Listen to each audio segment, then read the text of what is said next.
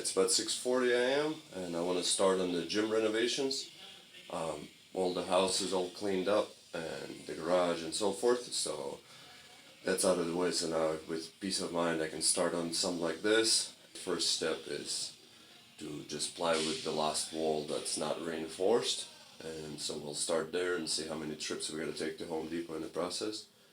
But let's see what happens and start there.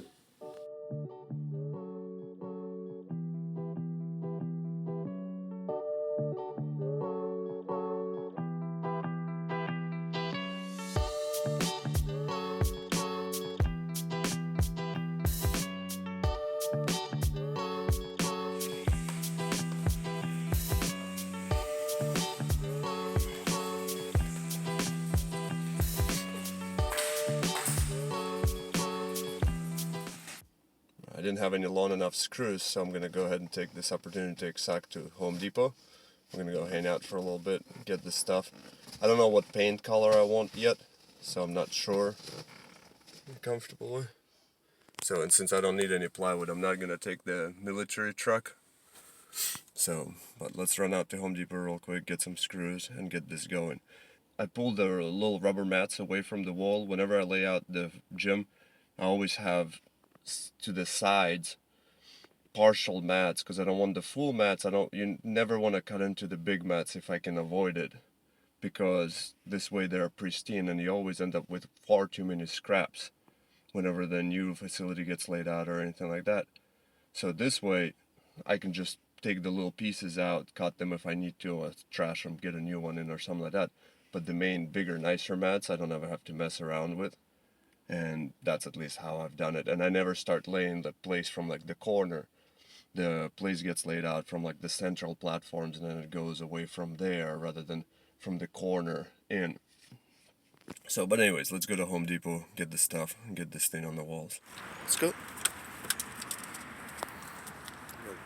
So, which screws do we need, buddy? So normally I wouldn't touch this, but it does angle out a little bit at the bottom.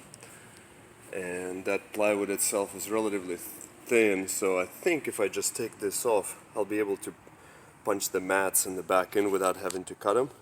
I tried to clear coat this wall, and obviously it did not work for protection, so now it's time to fix it properly, because like the other two walls, that's plywooded up. You can see the line, let's see, right there, so it's like right there. And there's a line, let's walk out, right there. So that's where the plywood ends. So this way it's dead on between the doors. And so that's what we're gonna do here. About 40 feet worth to here all the way, so it's nice and solid, and then we still have to decide what color we wanna do. Right. So I rip part of it off from there. I'm gonna put the plywood on, and I'll try to see if this will go in flat. With the plywood up. If it doesn't, I'll just put that back on, glue it, and it'll be close enough, and then I'll plywood against it, and then just cut the mats to fit. So we're gonna see.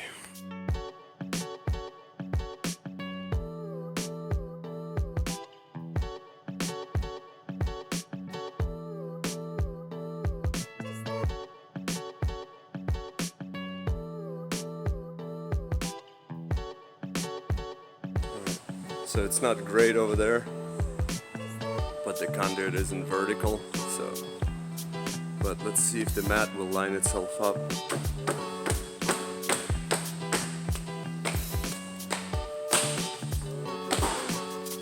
But if need be,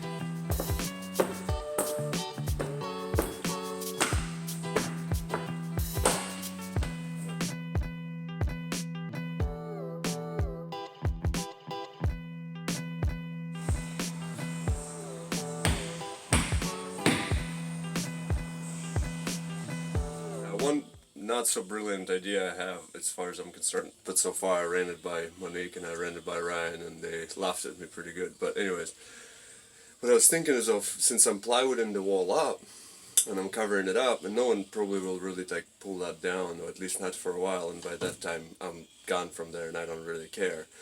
But what if I write like a subliminal message there, or rather spray paint something? And so the idea behind it is like a something sword fight, you know, a little bit bigger. There's a, whatever, this way. There's a little helmet. But yeah, do something like that behind, and then as the board is up, nobody will ever know that it's there except for people who will watch this video, and then this way it'll be like the Mona Lisa's secret smile, that even though the wall is pretty and whatever I'll design over it will look nice, behind it we know what's there. But now that I'm probably not going to do it realistically, but we know that I thought of it, and every time we'll look at that wall we will smile with that knowing smirk. Or at least that's the theory, so we're gonna see. Alright, we consulted with the ultimate authority, George. He said, why not? So, here we go. Do what you want to do. There you go, live your life. Live your life.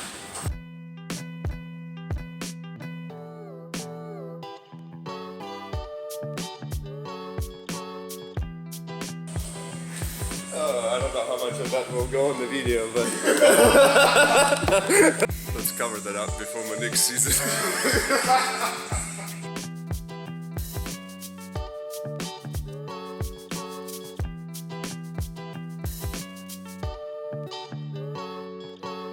Goodbye, friend.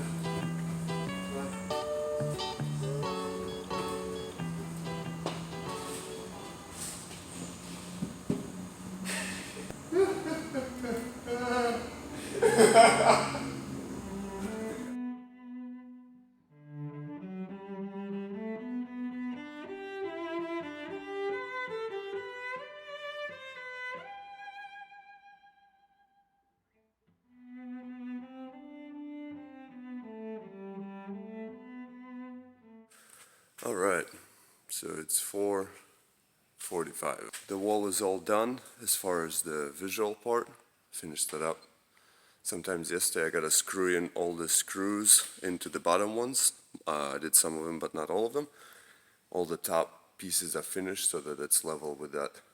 Oh, there. It's all like level with that edge at the top. And then now I'm gonna just sand it down, sand all the edges down. I did that for the other walls, and it's been all level, no splinters or whatever you call it.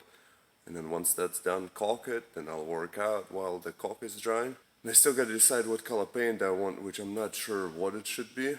So far the winning color is red, but I'm not sure. I think that wall at 40 feet and 11 foot, 12 foot tall, that's gonna be, I think, a little bit too much red even for me. Maybe instead of just red, we'll do like the bear on the wall with the KGB logo, the shield and the sword. That's actually KGB, and it's supposed to say KGB USSR. And then there's tanks, so maybe we do tanks. But maybe we'll do something like that. That might look pretty decent in the center or something like that. I don't know yet.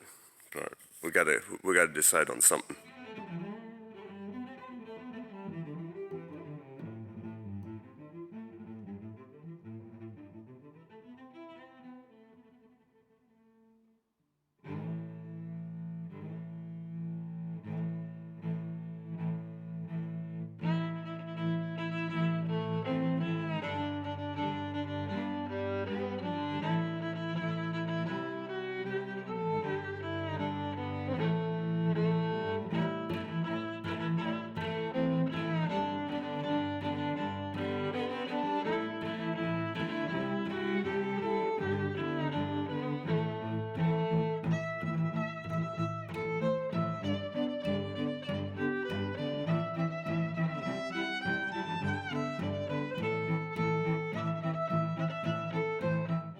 So it's almost 6 a.m. on a Sunday, and I got a wall of beigeish, boring paint. They almost like a hearing aid color. And everything's pretty good. The only thing I don't like is right about there. There's that little step, and it's kind of boring. Let me walk away a little bit. I'm gonna be painting some color in a little while. The Home Depot doesn't open until 8, but I think I want to be a little bit creative and do a little line right there. So I'm gonna paint it. I'm not even gonna record it because I'm just gonna tape a piece and roll it. But let's see how it comes out once I turn the camera back on. And so that's where we're at for it now. But I got a bunch of blue paint extra, so I think I'll just keep on going a little bit, like one roll at a time on that little roller until I pretty much am out of paint. And by then it'll probably be 8, and we can go get some gold paint and start doing it. Got myself over $100 worth of paint, because these are like $50 a gallon before taxes. But there's so many cool metallic paints out there. Like, I really like this one. I really want to paint something with that color. I was thinking of the metallic red for the wall originally, but I think that'll be too strong. Plus it's not even quite red. Let's see. But look how the color changes and depending on the angle.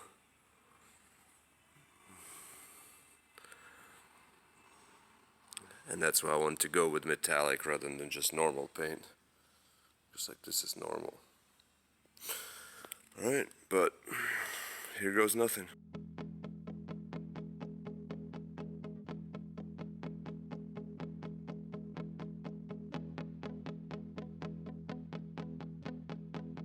At this point I can go ahead and get the tape and make it all clean and nice, but we've already done the first one straight up, so might as well do the second one by the eyeball method. And then, because once the rig goes up and whatnot, I might adjust the lines anyways to make sure that everything kind of lines up perfectly and looks really good. So for now it's just gonna guide lines more than final lines, unless they'll just end up working out really well. And we're gonna figure out what kind of design we put on that wall too, but let's go ahead and doodle it up.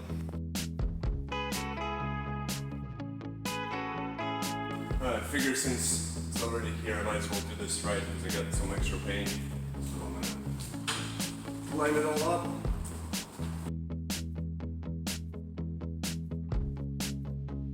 Alright, hello, this is Leo from the future. I was editing the video for the wall doodle, or rather me building the wall, and realized that I just finished painting it and never like had any closing remarks or anything like that. So the rig's been rebuilt, the floor's been redone, and that's already going to be the future video anyways that I have to edit now.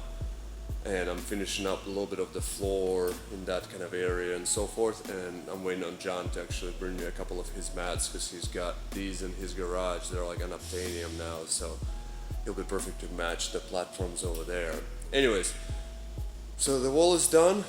It came out good. I think we have an idea for the design for it. And I mean, it looks by itself not too bad for now. From some angle it looks almost like raw wood, because you can see the platforms I'm leaving there that I'm taking out. I gotta bring it home. But it's a nice shiny gold, and let's see if we can flick the lights off. So with that, you can see the difference between that and the reflection. It's quite shiny. I'm glad I went with that, not the red or the silver. I guess thanks for watching, and I mean, I don't have anything I think to add as far as that wall goes. Now it's just time to figure out how the rig is gonna go on the wall there. But yay, great success.